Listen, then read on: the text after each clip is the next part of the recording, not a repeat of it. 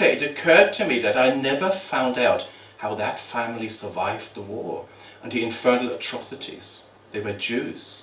Jews only a few years earlier had been taken into custody, and those who had not managed to flee the country had been killed in concentration camps.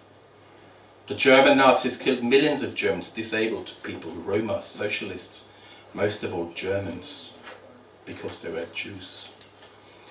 The housing estate where I grew up had traditionally been dominated by socialists and communists, a solid working class community.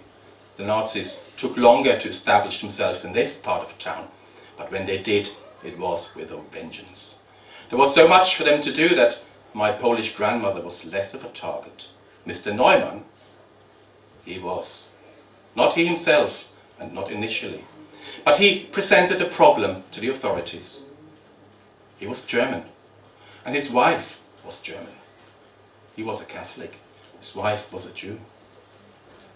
First, there were the letters, official letters, letters that could not be ignored, letters that required a response. Mr. Neumann understood immediately. The language was official and officious. It was ambiguous and could have been misunderstood by a casual reader. No ambiguity for him, he understood.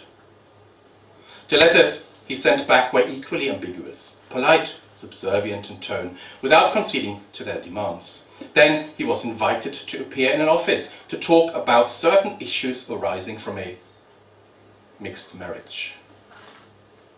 He appeared in an office. The tone was firm but polite. Things were insinuated.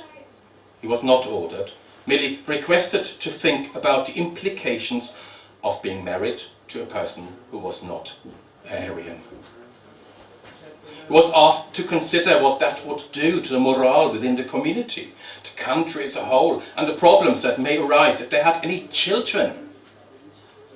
It was pointed out to him that those children could not receive state education.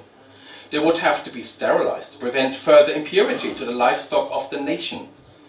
There would be integration problems on every level.